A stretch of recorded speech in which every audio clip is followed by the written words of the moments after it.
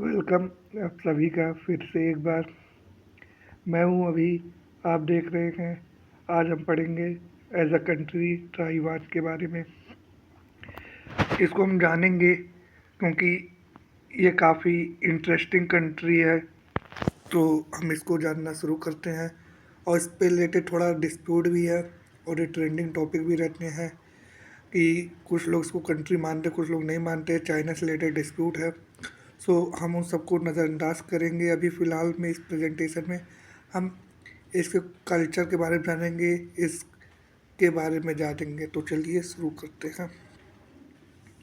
पहले introduction to Taiwan basic fact देख लेते हैं। तो Taiwan is an island location in East Asia bounded by the East China Sea and the Philippine Sea with a population of approximately 23 million. It boasts a vibrant culture and economy 23 million rather than 2.3 crore.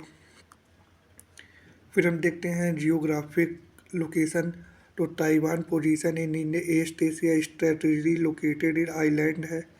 East Asia में border by China हो गया, Japan हो गया, Philippine हो गया। Population 23 million है। Area की बात की जाए तो 36,000 स्क्वायर किलोमीटर का है ये आइलैंड पूरा। फिर हम देखते हैं नेक्स्ट क्या है। नेक्स्ट है ताइवान पॉलिटिकल आइडेंटिटी। हम देख लेते हैं। तो इम्प्लीकेशन फॉर रीजनल स्टेबिलिटी या relation.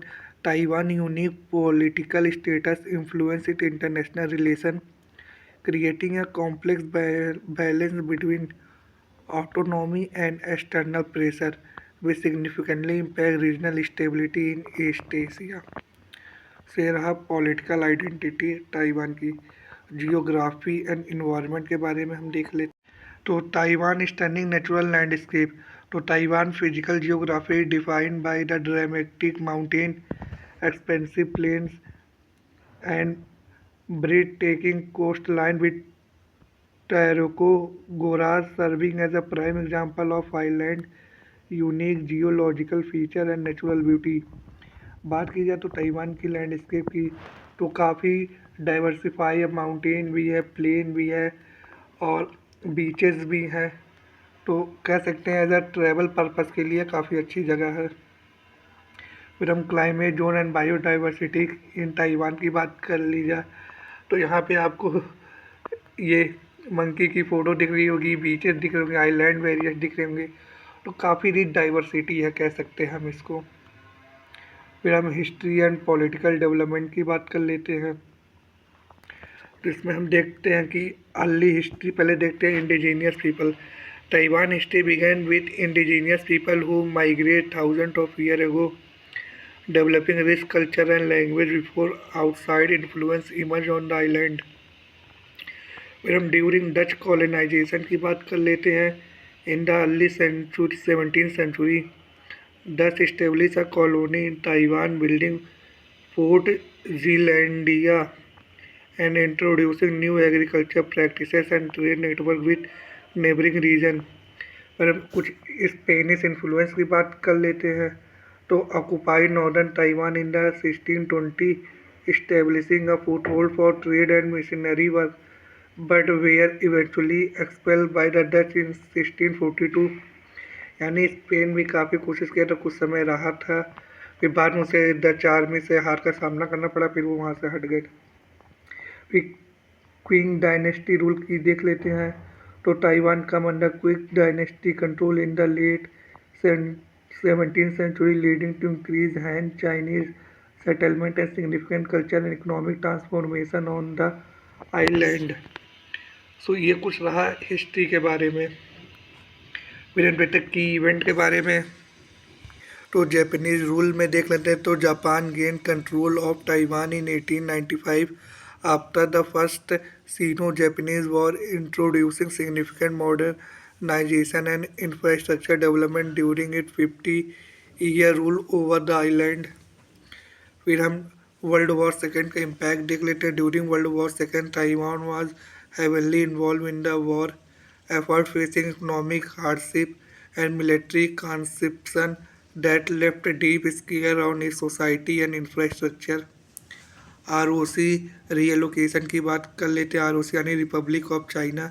After the Chinese civil war The Republic of China government treated to Taiwan in 1949, establishing a new regime and leading to a distinct political identity for the island.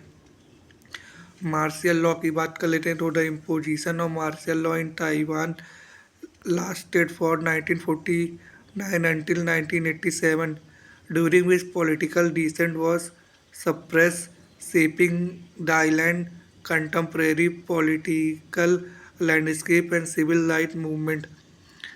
So ROC से निकल के यानी China से निकल के ये island पे shift हुए थे, यहाँ पे रिपब्लिक ऑफ चाइना इनका नाम पड़ा था और यहाँ की गवर्नमेंट रिटेन टू ताइवान हो गई थी 1949 में ही।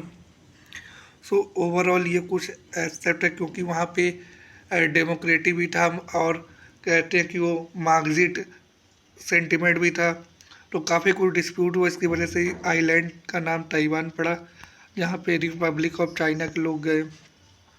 फिर हम ताइवान पॉलिटिकल सिस्टम ओवरव्यू की देख लेते हैं। तो ताइवान ऑपरेट है democratic republic with a president, a legislative body and independent judiciary. की political party include the Democratic Progressive Party and the Kuomintang, shaping Taiwan vibrant political landscape. तो ये कुछ ताइवान के पॉलिटिकल सिस्टम का overview था। फिर economy and industry insight की बात कर लें तो economic landscape overview of GDP and key sector देखते हैं।